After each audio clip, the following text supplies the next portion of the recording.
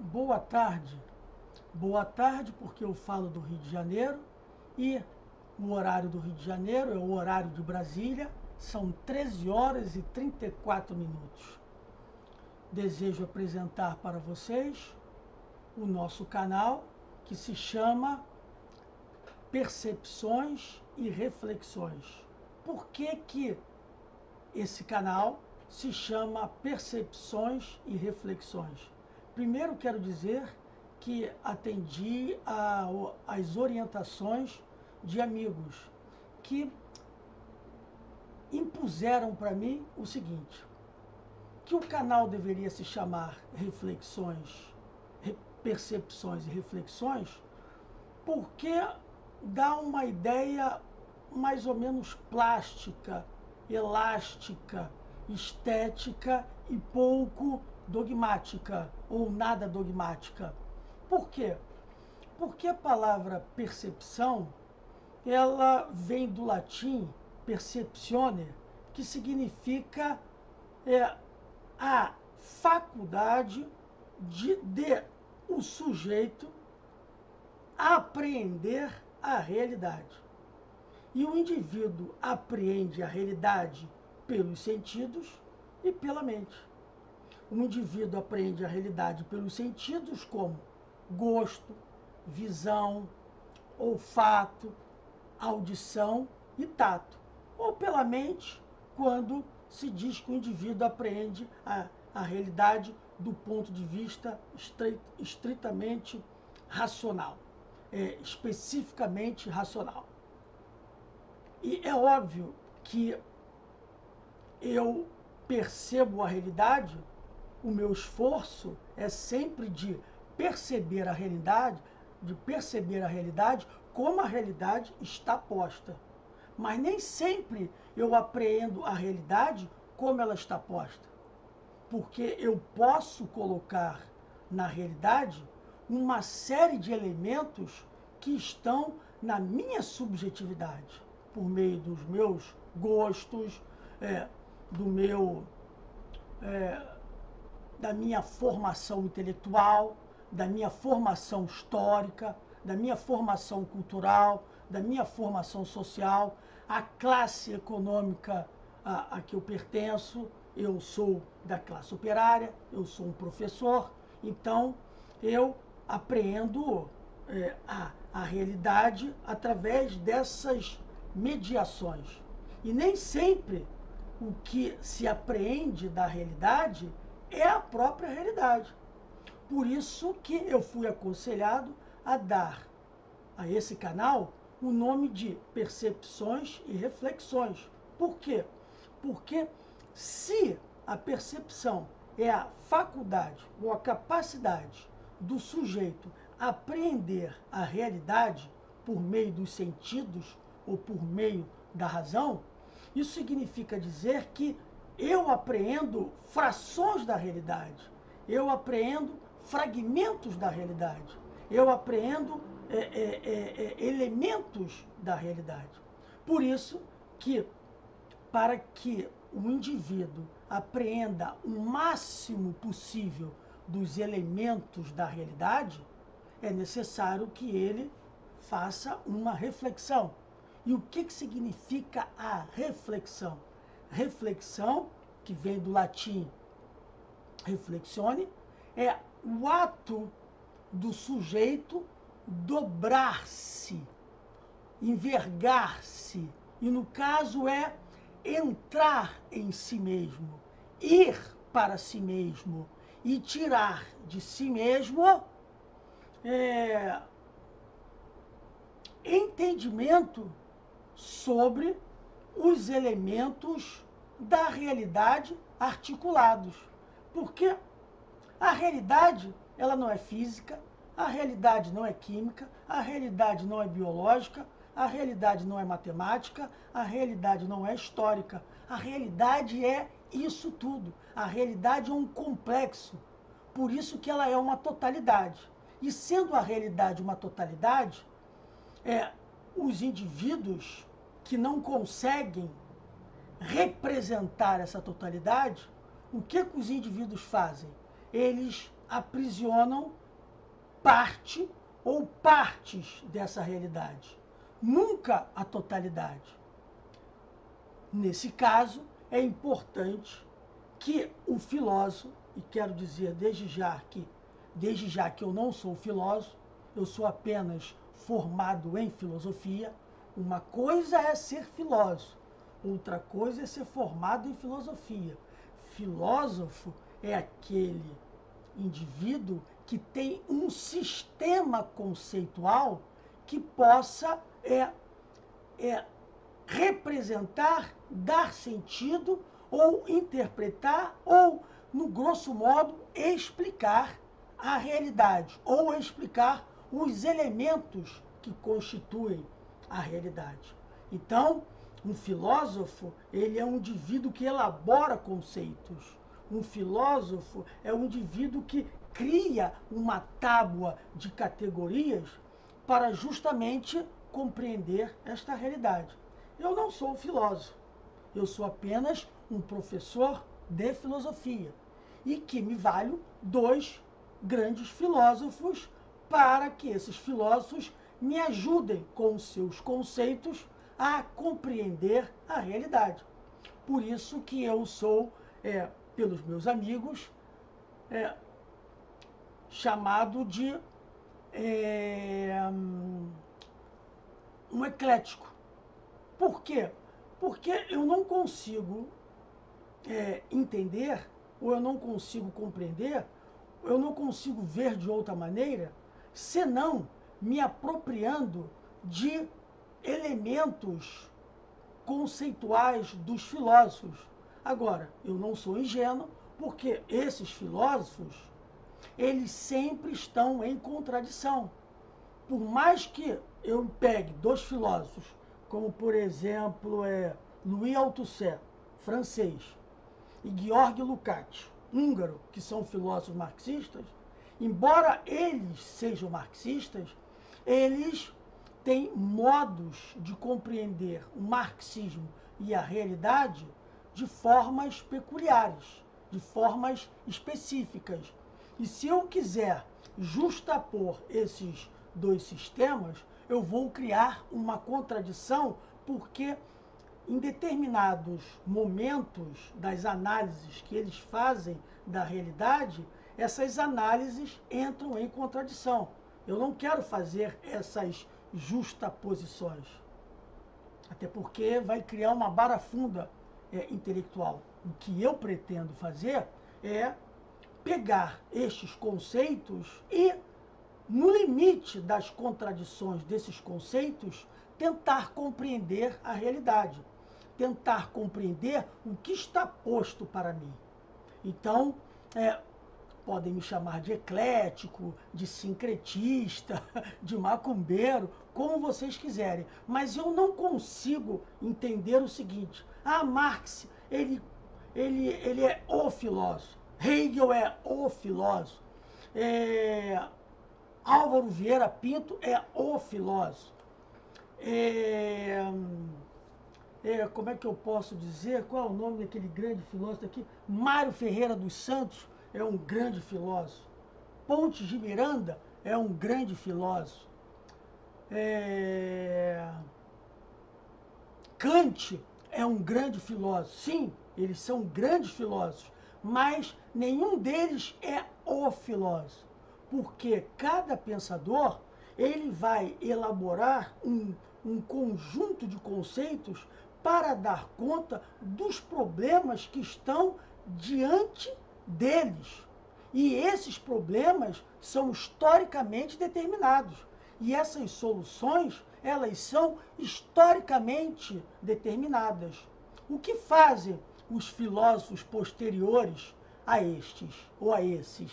É que os filósofos posteriores vão lá e dialogam com esses grandes filósofos, ou do passado, ou coetâneos, ou seja, do presente. Então, dialogar com os filósofos é importante, como, por exemplo, um poeta. O que faz um grande poeta? Ler bastante poemas para que ele possa não só repetir o que já foi posto nos poemas, como ele pode buscar inspiração à medida que ele dialoga com os poetas, lendo os poemas dos poetas. Assim fazem os filósofos e assim fazem os professores de filosofia. E o nosso canal não é um canal de dar aula. O nosso canal não tem esse propósito de lecionar. O nosso canal não tem esse propósito de ser uma tábua de prescrição teórica ou de prescrição comportamental. Eu apenas darei os meus pontos de vista. Se esses pontos de vista estiverem conforme a realidade, excelente. Se eles não estiverem conforme a realidade, aí cabe a crítica de vocês. Agora, o que significa a crítica? A crítica significa a propriedade de fazer uma análise objetiva sobre um determinado objeto. E se o meu discurso é um objeto de sua análise, você pode fazer uma crítica. Mas uma crítica, ela nunca é negativa e muito menos positiva. Uma crítica, ela só é válida se ela for objetiva. Uma crítica, para ser elaborada, ela pressupõe antes dela mesma uma exposição do objeto criticado. Aí é que tem a disputácio da Igreja Católica. Antes de você fazer a crítica sobre um texto de outro, é necessário que você exponha para a banca se você compreendeu o que o outro disse. Porque se você não compreendeu o que o outro disse, você não está em condições de fazer uma análise. Você não está em condições de fazer uma crítica. Porque a crítica significa uma análise objetiva. Né? Objetiva quer dizer, você não pode levar para ela os elementos subjetivos que estão em você. Ah, mas Trota, é muito difícil de não trabalhar com elementos subjetivos. Sim, é verdade. É muito difícil deixar de trabalhar com esses elementos subjetivos que fazem parte de nós mesmos como indivíduos não isolados, mas como indivíduos com individualidades próprias, sujeitos com subjetividades próprias. Mas essa é a grande tarefa. Essa é a grande tarefa de quem deseja pensar do ponto de vista filosófico. E já que temos 13 minutos, vamos agora ao segundo momento da nossa exposição, que é uma crítica ao ex-ministro, ex-governador, ex-secretário de saúde do Ceará, ex-governador do Ceará e ex-prefeito de Fortaleza, capital do Ceará, ex-ministro da Economia, ex-ministro da Integração Nacional, Ciro Gomes. Ciro Gomes não é um político trabalhista. Ciro Gomes pode estar num partido trabalhista. Eu até tenho minhas dúvidas se o PDT é um partido trabalhista. Por quê? O que pressupõe o trabalhismo? Não vou longe falar do trabalhismo inglês. Vou ficar na historicidade do trabalhismo brasileiro. Como surge o trabalhismo brasileiro?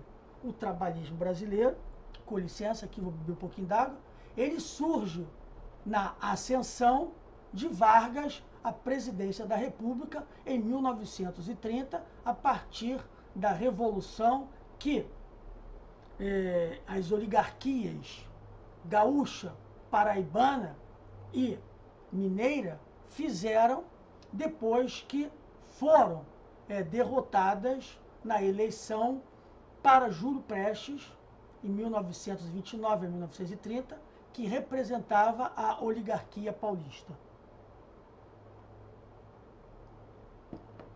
Vargas é um presidente da República que chega pela Revolução, que chega por uma revolução civil-militar.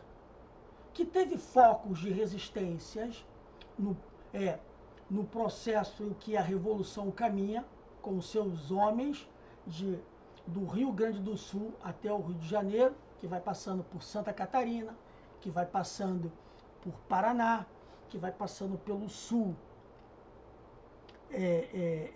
de São Paulo, até chegar ao Rio de Janeiro e eles amarrarem o cavalo no obelisco, que ainda está ali na Avenida Rio Branco, no final da Rio Branco, porque Rio Branco, no Rio de Janeiro, começa na Praça Mauá e termina na Praça Mahatma Gandhi, que nós chamamos ali aquele entorno de Cinelândia, porque havia muitos cinemas. Hoje só tem um, que é o Odeon.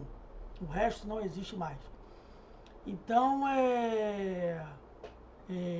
quando Vargas chega ao poder em 1930, ele vai, como qualquer governo revolucionário, vai legitimando o seu governo, vai legitimando o processo revolucionário à medida que vai legislando.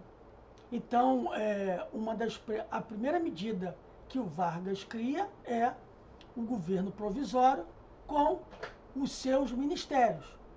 E dois ministérios que ele cria, que são ministérios muito importantes.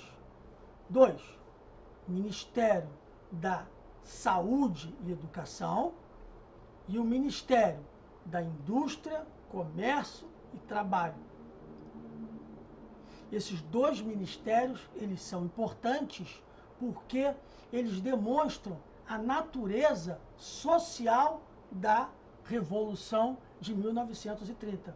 Porque não havia Ministério da Saúde e da Educação. O que havia é Ministério da Instrução Pública.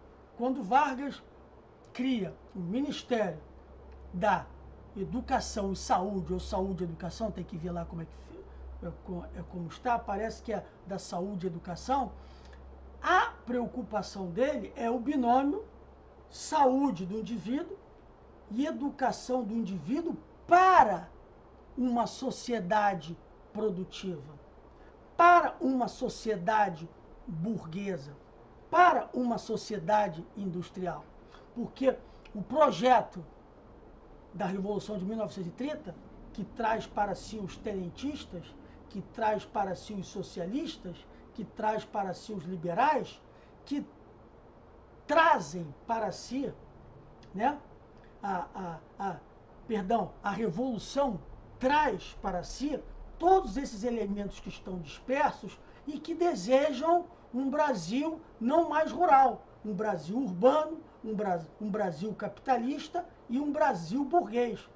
Porque esse Brasil burguês dará possibilidade à criação da classe trabalhadora, ou, se nós quisermos, da classe operária. Claro que existem diferenças conceituais entre classe trabalhadora e classe operária.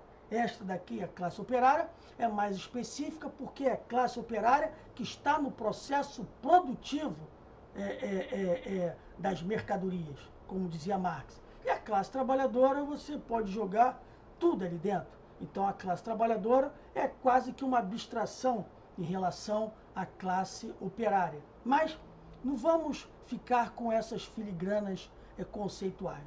Então, o que acontece?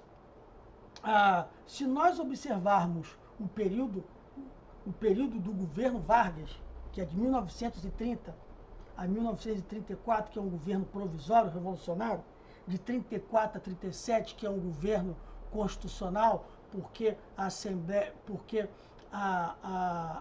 depois que a Assembleia Nacional Constituinte de 1934, de 1933 a 1934, promulgou a Constituição, esta Assembleia Nacional Constituinte se transforma em Congresso Nacional e o Congresso Nacional elege o Vargas para presidente da República de 34 a 38. Só que, em 37, devido à intentona comunista de 1935 e devido a outros acontecimentos, Vargas se aproveita daquela estabilidade e radicaliza a Revolução de 1930, quando ele dá o golpe em 1937 e institui o Estado Novo, que aí tem uma discussão, que uns dizem que é uma democracia social, outros dizem que é um governo fascista, outros dizem que é um governo autoritário, outros dizem que é um governo autocrático. Eu prefiro a terminologia de governo autocrático, que, de uma certa forma, é um governo discricionário, porque Vargas, para se manter no poder, ele persegue os políticos que ameaçam o poder dele, ou ameaçam o fato dele estar no comando do poder executivo. Tanto é que a intentona, ou o levante integralista de 1938, será por Vargas massacrado, e Vargas continua permanecendo no poder de 37 a 45. E Vargas volta depois, em 1951, e o seu governo finda em 54, com o ato de Vargas atirar sobre si mesmo, dar um tiro no próprio coração e comete suicídio. E aí finda o governo dele. Agora, se nós quisermos tratar de era Vargas, nós podemos falar de 1930 a 1964. A não ser com aquele momento do governo de Jânio Quadros, que é apenas de 6 meses, mas se nós abstrairmos do governo Jânio Quadros, o governo Dutra, o governo Juscelino Kubitschek e o governo João Goulart, em alguma medida, eles foram varguistas, ou varguista de centro, ou varguista de direita, ou varguista de esquerda. Não importa. O que importa é que continuou aquelas políticas de industrialização por substituição de importação e dá protagonismo à classe trabalhadora. É nesse sentido que surge o trabalhismo. O trabalhismo ele não surge como uma teoria político-econômica para consubstanciar um movimento político, para que esse movimento político possibilite um grupo ou um partido de chegar ao Poder Executivo Federal e imprimir o que esse governo tem como objetivo de mudança econômica, social, jurídico, política, etc, etc. Então, o trabalhismo, ele é uma teoria posterior ao movimento político. Tanto é que o grande teórico do trabalhismo é Alberto Pasqualini, que nasceu em 1901, no Rio Grande do Sul, e morre em 1960, como morre no Rio de Janeiro, porque à época Rio de Janeiro era a capital da República, e ele morre na cidade do Rio de Janeiro, morre no Distrito Federal, que era o Rio de Janeiro, capital da República. E Alberto Pasqualini é que depois vai sistematizar as ações dos governos do PTB, dando um sentido organizacional, dando um sentido teórico. Eu gostaria de ler para vocês algo que é importante. Então vejamos aqui. Pasqualini sustentava que o princípio do trabalhismo é o de que nenhum ganho é justo desde que não corresponda a uma atividade socialmente útil. Nem sempre o que constitui um ganho legal é um ganho justo. Assim como todo ganho deve estar sempre em função do valor social do trabalho de cada um. Então, o trabalhismo, ele é uma corrente política, vamos dizer assim, uma corrente político-jurídica econômica que se opõe ao marxismo e que se opõe ao liberalismo. O marxismo, ele coloca que o trabalho, a força de trabalho, é o elemento fundamental que faz a mediação entre homem e natureza. Então, o indivíduo que se apropria da natureza, ele transforma aqueles elementos da natureza em produto. Agora, uma vez que esse produto ele é tecnicamente industrializado, esse produto se transforma em mercadoria, porque esse produto vai para o mercado. Então, Marx, na cabeça de Marx e Engels, a classe operária é a única classe produtiva porque ela produz e valoriza o capital no processo da produção de mercadoria. Então, o pensamento marxista, ele vem na esteira ou vem na onda do pensamento socialista. E o que é o pensamento socialista? O pensamento socialista é aquele pensamento que diz o seguinte: olha, todos nós somos indivíduos, mas nós somos indivíduos que vivemos em sociedade. Portanto, o elemento mais importante da sociedade é o trabalho.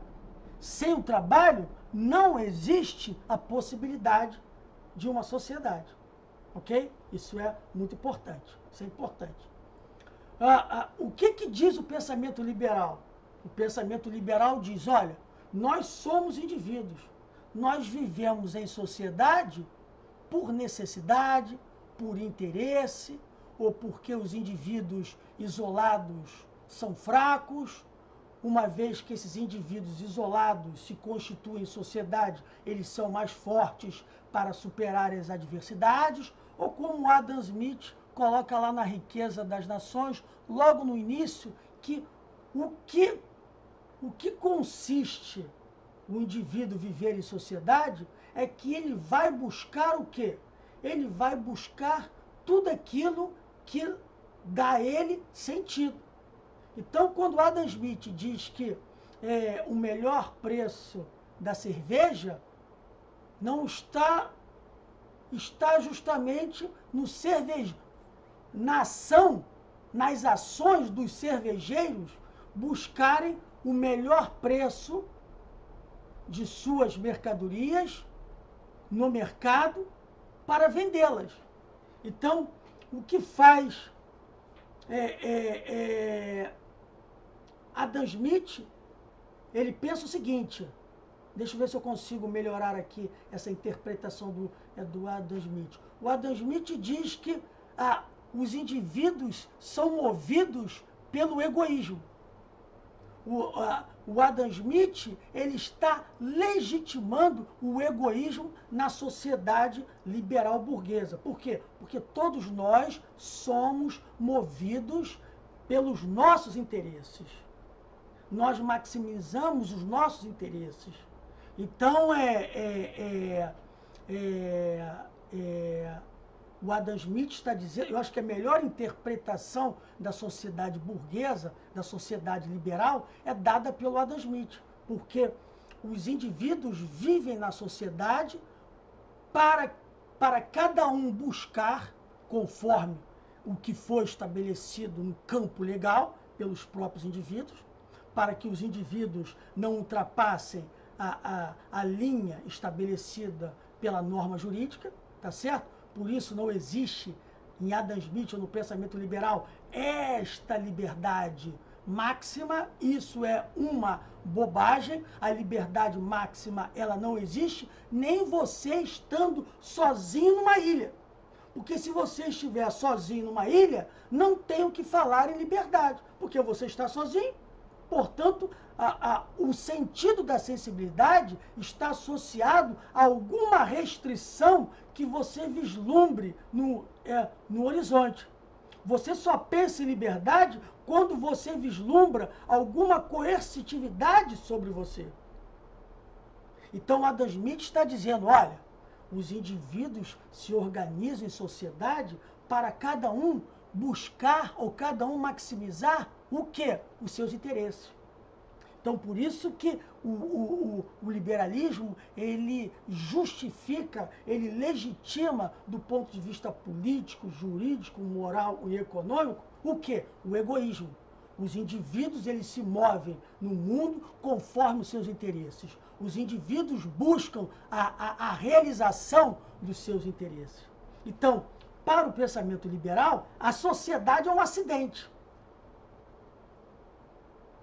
A sociedade é um acidente, porque o que vale é o indivíduo. Olha, o pensamento trabalhista, ele tenta ser uma síntese desses dois elementos. Porque na concepção trabalhista, o Estado, ele não abole a propriedade privada, como pensamento marxista, mas só que o pensamento marxista, ele pensa na abolição da propriedade privada dos meios de produção de riqueza. O pensamento liberal, não, ele entende que a propriedade privada é o elemento fulcral para o incremento da riqueza social. O que pensa o trabalhismo? O trabalhismo diz, olha, vamos respeitar o marco da propriedade privada, mas o Estado tem que ser forte, ele tem que ser empoderado para corrigir os efeitos da relação entre trabalho e capital.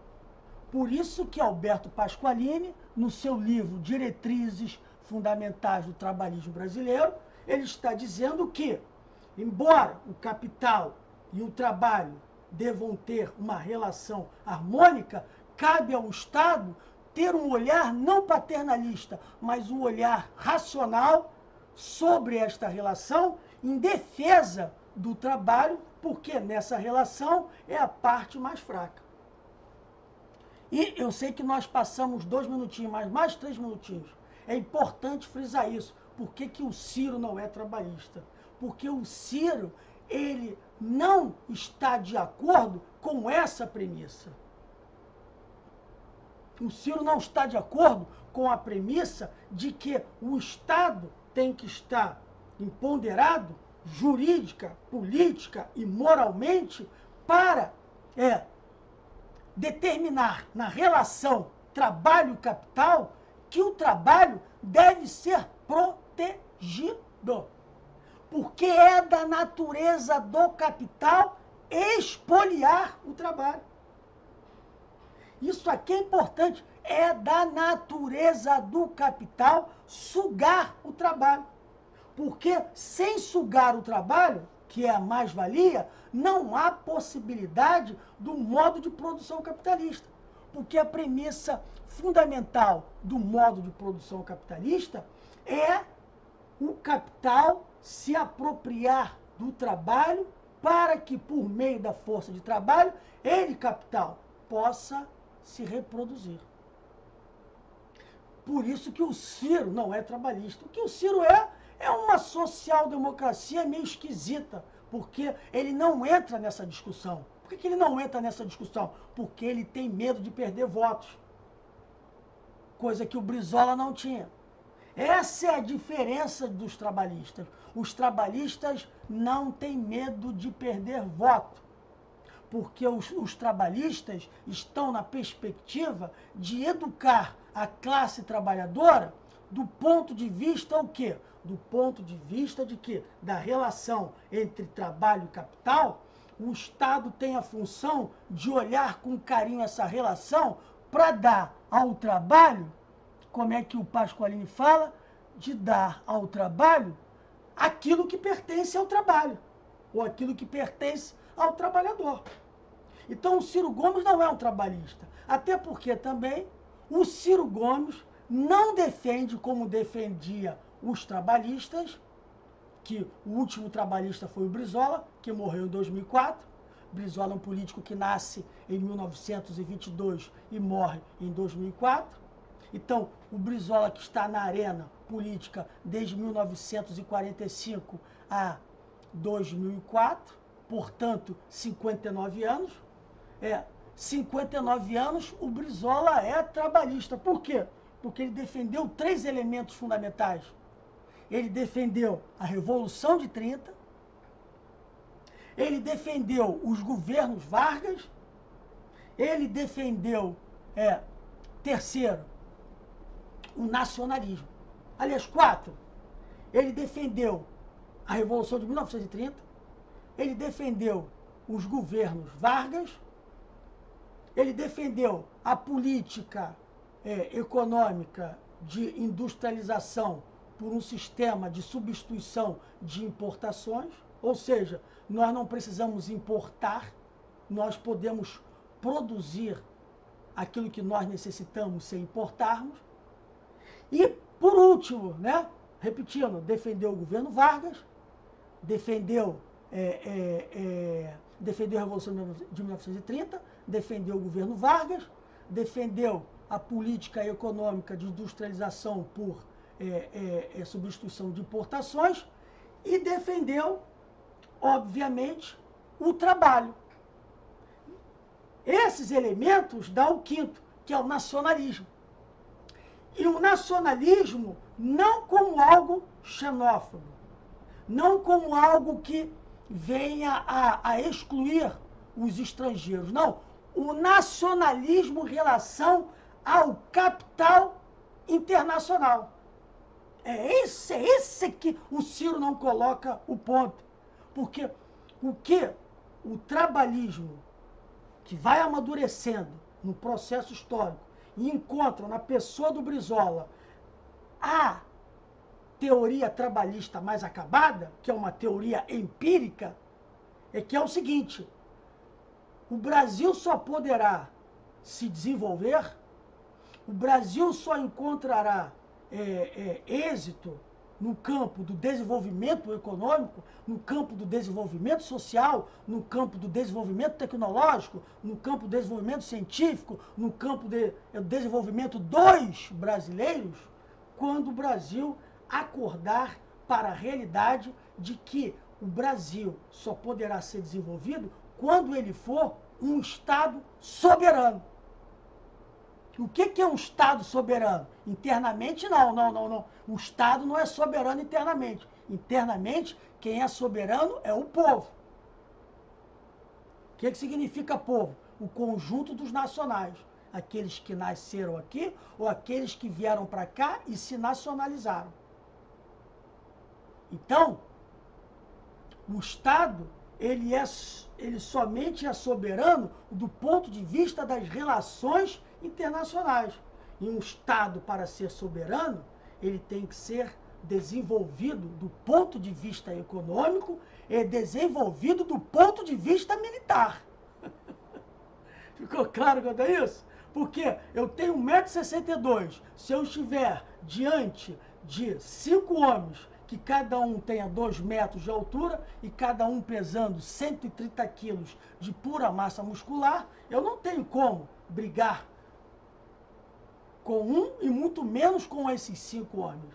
Mas se eu tiver uma força militar razoável, que diga para eles: olha, vocês são grandes e fortes, um sozinho me bate, os 5 me esquartejam. Agora, eu posso destruir vocês todos com as armas que eu tenho, que são as armas de eliminação, são as armas das Forças Armadas. Então, para que o Brasil seja desenvolvido economicamente, ele tem que ser desenvolvido do ponto de vista tecnológico e tem que ter uma tecnologia militar própria que garanta a ele forças armadas que, nas relações internacionais, esse Estado se faça respeitado e se faça presente. Então, o Ciro não é um trabalhista nesse sentido, porque o Ciro, ele tem uma crítica ao caudilismo. O Ciro tem um pensamento liberal. Eu votei no Ciro em 2000, eu votei no Ciro em 1998 e votei no Ciro agora, em 2018. Mas eu sou obrigado a dizer, o Ciro tem um pensamento liberal quando ele faz uma crítica imprópria, sem profundidade, aos caudilhos sul-americanos. Como se o fenômeno do caudilho fosse um fenômeno só sul-americano. Quem foi George Washington? Um caudilho. George Washington era um produtor rural. George Washington, ele, em 1775, ele foi eleito pelo Congresso americano, o primeiro Congresso estadunidense, que declarou guerra ao Império Britânico, e que em 1776 declarou que as 13 colônias eram independentes, e que eram independentes da coroa britânica, mas formavam os Estados Unidos da América do Norte.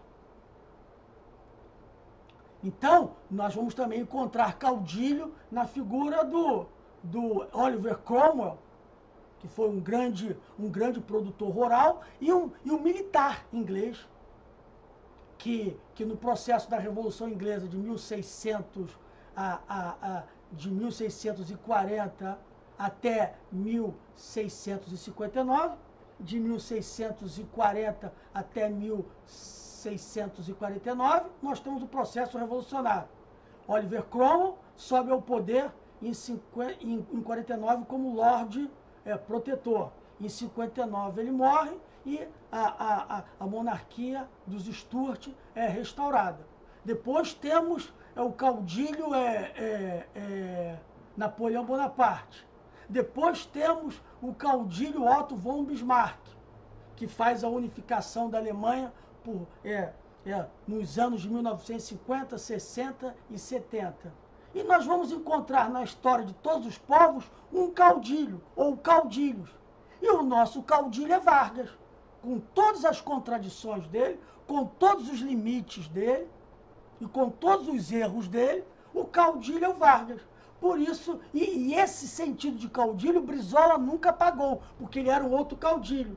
E se o Ciro deseja ser um líder, ele tem que incorporar a concepção de caudilho.